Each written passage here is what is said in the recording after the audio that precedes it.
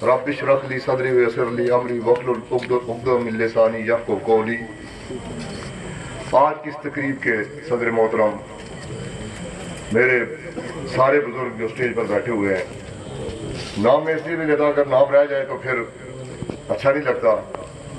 मेरे नौजवान साथी, बुजुर्गों, दोस्तों, भाइयों, आज की इस खूबसूरत तकरीब के मेहमान मोहतरम जनाब हाजी रंगज़ेब साहब,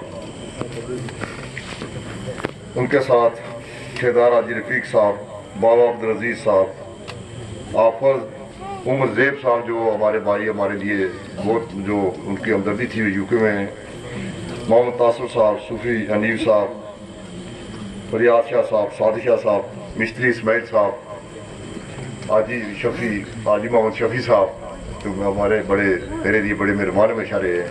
इसी तरह तमाम दोस्त, यासीन साहब बैठे हुए हैं, राजा रिया साहब हैं, बाकी तमाम बुजुर्ग दोस्त। मैं अगर इसीलिए नाम नहीं लेता, रह जाए तो फिर अच्छा नहीं लगता। मैं आप सब दोस्तों का शुक्रिया अदा करता हूँ कि जिस खूबसूरत तरीके से आपने इस तकरीब का एहतमाम किया। आज दूसरी दफ़ा आपने यहाँ हमें मदऊ किया है। एक दफ़ा जरगदेव साहब जब आपने हमारे साथ शमूलियत का ऐलान किया था तो उस वक्त भी हमने आपसे गुजारिश की थी कि इंशाअल्लाह ताला जो हमारे बस में हुआ उससे ज़्यादा बढ़कर आपकी इज्जत में हम इजाफा करेंगे, आपको और आपके साथियों का। आप हमारे भाई हैं, हम एक जगह के रहने वाले हैं। यहाँ से नीचे से आप पत्थर मारे तो वो मेरे घर तक पहुँच जाता है, ऊपर से मैं आवाज़ लगाऊँ तो आपके घर तक पहुँच जाती है। हम पड़ोसी भी हैं और पड़ोसियों के आपको हुकूक भी होते हैं। मैं आप सब दोस्तों का, सब भाइयों का और ख़ासकर तोकीर नजीब, बहू नजीब, राजा वाहिद साहब और जो दीगर अमलिका इलाकों से दोस्त हैं, उन सब का दिल की अथाह दिली से शुक्रिया अदा करता हूँ कि आज आपने पहली बार जो है मेरे लिए ये इस तकरीब का एहतमाम नहीं किया। आपने हमेशा मेरे साथ शफकत की है। इस इलाके से आपने हमेशा मुझे जिताया, बल्कि पिछला इलेक्शन हम भारी अक्सरियत से यहाँ से जीते थे। ये भी आप सब दोस्तों की मेहरबानियाँ थी और आज इंशाल्लाह अल्लाह के फजल करम से उससे ज़्यादा अक्सरियत से हम ये इलेक्शन यहाँ से आप जीत कर जाएंगे। मैं बाकी बातें करने से पहले आप दोस्तों को से ये गुजारिश भी करूंगा कि अल्लाह के फजल करम से हम इलेक्शन जीतने के लिए जा रहे हैं। आज जो भी अंदाजे और एदाद शुमार पेश किए जाते हैं वो इंशाअल्लाह ताला हमारे हाथ में है। जहां वो तकसीम हो रही है वो तो 6-7 हज़ार से ऊपर वोट मुझे नजर नहीं आते। अल्लाह के फजल करम से हम इलेक्शन जो है ये काकड़ा से जो है इस्लामगढ़ तक जीत जाते हैं। बाकी तो हमारे सारे जो वोट इजाफी हैं वो तो इंशाअल्लाह हमारी लीड होगी।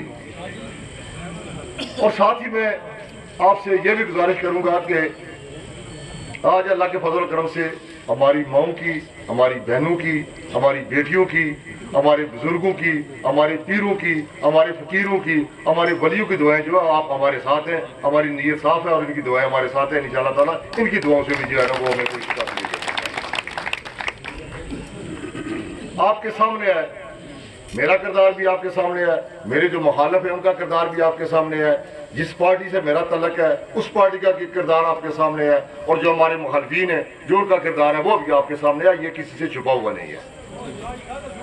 अल्लाह के फजल करम से कोई शख्स हम पर ये उंगली नहीं उठा सकता कि हमने किसी ठेके से कमीशन ली हो, किसी काम में पैसे लिए हों, किसी से रिश्वत ली हो, किसी से थाने में जाकर पैसे उनको दिलाए हों या खुद लिए हों या किसी को दिलवाए हों। कोई भी अल्लाह के फजल करम से आप पर इल्जाम नहीं लगा सकता। बल्कि अगर कोई पैसे देकर आया किसी थाने या कचहरी में तो मैंने हमेशा नाराजगी इज़हार किया कि इसके बाद आप मेरे पास क्यों हुए, पहले मेरे पास क्यों नहीं आते। तो गुजारिश ये है कि हमने कोशिश की है, हमने लोगों की खिदमत करने की कोशिश की है। कुछ दोस्तों को मेरी शक्ल अच्छी भी लगती होगी, कुछ को मेरे साथ वो हमदर्दी भी नहीं होगी, शायद नाराजगी भी होगी। ये इंसानी दुनिया को फैसला नहीं होता, मुझ में 100 कमी कमजोरी हो सकती है। लेकिन मैं ईमानदारी से आपसे कहता हूँ कि मैंने सच्चे दिल के साथ खुलूस नीयत से और नीति से कोशिश किया कि आप लोगों की खिदमत करूँ और आप लोगों के हकूक़ की जो है वो तहफ़्फ़ुज़ भी करूँ और चौकीदार बनकर आपकी खिदमत करूँ। तो जिस हद तक मैं कामयाब हूँ वो भी आपके सामने है। मैं उस इलेक्शन की बात नहीं करता, जीता हुआ क्या हुआ, ये जो साजिश हुई मैं उसको नहीं छेड़ता। लेकिन एक बात तो आपके सामने है मेरे भाइयों कि जिस शख्स के हाथ में सारी दस्तरस होती है वो उनका वजीर आजम होता है। हम तो ये रिक्वेस्ट लेकर वजीर आजम के पास जाते हैं कि हमें फलां फंड दिए जाए, हमें फलां सड़क दी जाए, रोजगार के सिलसिले में हमारे साथ ये किया जाए। तो जो शख्स, जिस शख्स के हाथ में ये सारी बातें थी, जरा उसका मुआवजा मेरे साथ कर रहे हैं। आप ईमानदारी से बताएं, खालकाबाद से लेकर पलाक तक मैं कह सकता हूं कि मैंने करोड़ों रुपए के खालकाबाद से काम शुरू कराए और करोड़ों रुपए के पलाक में काम कराए। किसी जगह भी को मैंने जो है ना बहुत ये तसर नहीं पैदा नहीं दिया कि इस जगह मसलन कप्तान साहब की जो डामरी यूनियन कौंसिल थी वहां पर मैंने करोड़ों रुपए के काम कराए। म्यूनसिपल कमेटी चकसवारी में करोड़ों रुपए के काम कराए। मेरे भाइयों, ये इस सर आपने यूनियन कौंसिल की नहीं दी। हमारे साथ अभी पिछले दिनों में एक पूरा गांव जो इस हल्के में शामिल हुआ है वो हमारे साथ शामिल हुआ था। मुतफिका तौर पर उन्होंने हमारी हमायत का ऐलान किया। मैंने उनको भी 1.5 किलोमीटर सड़क और 10 लाख रुपए जो फंड वो गलियों के लिए दिए और उस सड़कों पर टेंडर भी होता था। आज 1.5 करोड़ सड़क पर 2.5 करोड़ रुपया खर्च होता है। वो जमाना चला गया जब 35-40 लाख में जो 1 किलोमीटर सड़क बनती थी। आज 1 करोड़ 36-40 लाख में 1 किलोमीटर सड़क बनती है। तो कहने का मकसद ये है कि हमारा किरदार भी आपके सामने है और उनका किरदार भी आपके सामने है। और ये जो नए तब्दीली वाले आए हैं, जिन्हें इलाके का हर आदमी नौसरबाज के नाम से जानता है, जरा बताए ईमानदारी से, छोड़े बाकी को। मैं एक आसान सी बात आपको बताता हूँ। मैं आपसे गाड़ी नकद में लेता हूँ, आधार में लेता हूँ 16 लाख की और नकद में बेच देता हूँ 8 लाख की। ये दुनिया को कोई असूल कानून है? और ये जो आज हमारे उम्मीदवार हुए हैं, इन्होंने सैकड़ों के हिसाब से इस तरह गाड़ियां ली और आज वो लोग कर्नूल के इनके पीछे फिर रहे हैं और ये भाग रहे हैं। ये टेलीफोन ही अपना बंद रखते हैं। मेरे दोस्तों, ये 20-22 दिन इनका टेलीफोन है। इसके बाद इनका टेलीफोन भी आपको नहीं मिलेगा। ये इन्होंने इतनी नौसरबाजी की हुई है। मेरे साथ पिछले दिनों एक बंदा आया उनके इलाके का, उसने कहा जी कि मैंने करोड़ों, मतलब वो तो बहुत लंबी 70-80 करोड़ रुपए की बात कर रहा था कि मैंने इनके खिलाफ मुकदमा जीता है और ये मेरे साथ नौसरबाजी कर रहे हैं। मैं इंशाल्लाह ताला इलेक्शन में इनको बताऊंगा। मैं उन बुजुर्गों की बात करता हूँ। तो कहने का मकसद है, इन लोगों का किरदार आपके सामने है, मेरा किरदार भी आपके सामने है। ये जो पार्टी है, मैं अपनी पार्टी की बात करता हूँ कि मेरी साहबजादा अतीक और रहमान साहब, जिन दिनों उनकी वो रागत हुई थी, कुछ दिन पहले मैं उनसे मिलने के लिए गया तो उन्होंने मुझे कहा कि मैं इंग्लैंड में था जब हमारी असम्बली में फारूक हैदर खान साहब ने मर्जियों को काफिर करार दिया था। बाज़ाब्ता तौर पर असम्बली से मंजूर कराया था, यह कानून पास कराया था और हुज़ूर सल्लल्लाहु अलैहि वसल्लम की जो बहुत खातमुन नबिय्यीन का कानून पास कराया था। ये ज़बानी बात नहीं थी। तो उन्होंने कहा कि जब मैं जूं एयरपोर्ट पर आया तो सबसे पहले मैंने फारूक हैदर साहब को मुबारकबाद का पैगाम दिया कि जो काम आपने किया ये शायद तारीख में और कोई नहीं कर सका। तो मैं आपको इस बात पर मुबारकबाद देता हूँ। अल्लाह के फजल करम से इस्लामियत नुक्ता निगाह से भी जो हमारी पार्टी का किरदार है वो भी आपके सामने है। और फिर आज जो पाकिस्तान में मर्जियों का मेला लगा हुआ है, ये जो करतारपुर बनाया गया, ये किसके लिए बनाया गया? ये सिखों के लिए नहीं बनाया गया।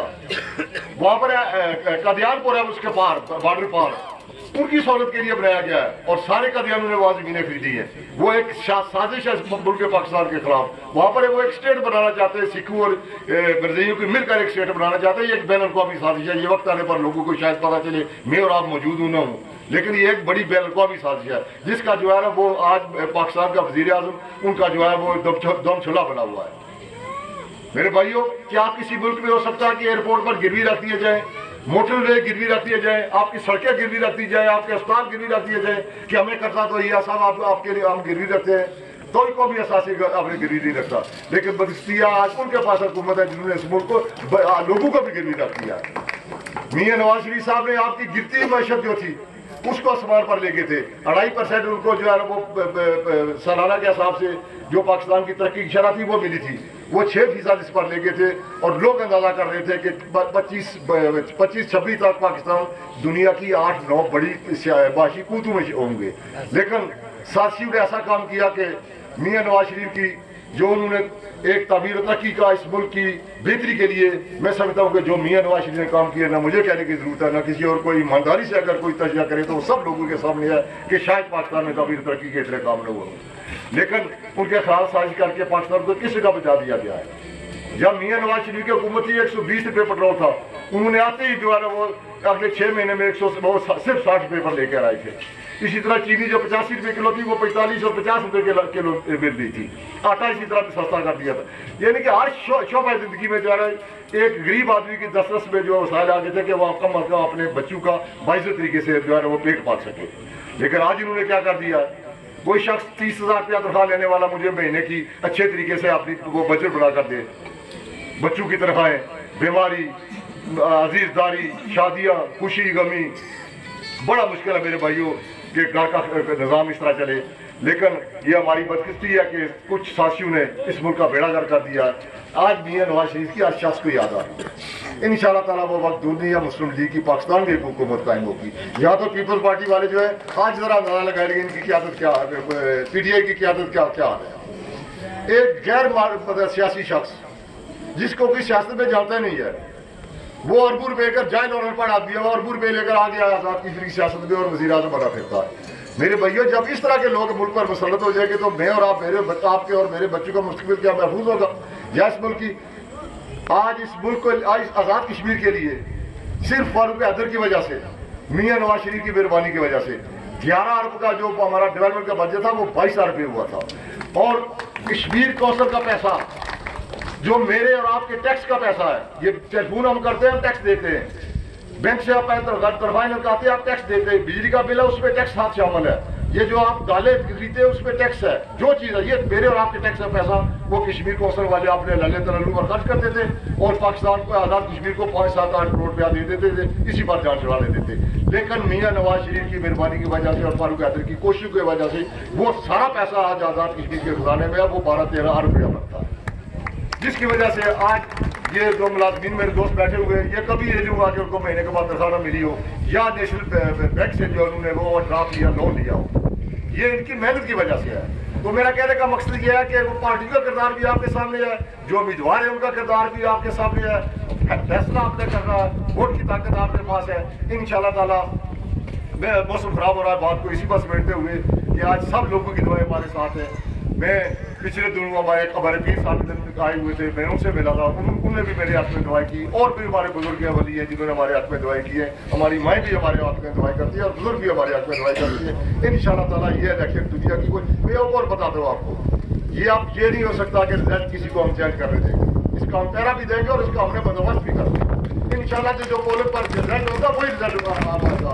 हम ये दोगबरी नहीं इंशाअल्लाह चलेगी, आप इत्मीनान रखें। अगर अल्लाह ने मुझे मौका दिया तो आपके जो मसाइल रहते हैं मैं कोशिश करूंगा। जिंदगी जो है ना वो इंसान को पता नहीं होगा कि अगले दफे क्या होगा, लेकिन कम अज कम मेरी एक ख्वाहिश है कि हल्का के तमाम लोग हल्का बात से मुझे अच्छे लफ्जों में याद करें और कम अज कम ये ना करें कि इस शख्स की वजह से हमें कोई नुकसान हुआ है, हमारे इलाके को नुकसान हुआ है, मेरी वजह से अगर कोई इस तरह की बेहतरी हो सकती है तो इंशाअल्लाह ताला मैं अपना भरपूर किरदार अदा करूँगा, इससे पीछे नहीं हटूंगा। आप सब दोस्तों का, बुजुर्गों का, भाइयों का, अजीज दोस्तों का, नौजवानों का सबका भी शुक्रिया अदा करते हुए इजाज़त दूंगा। बहुत बहुत मेहरबानी।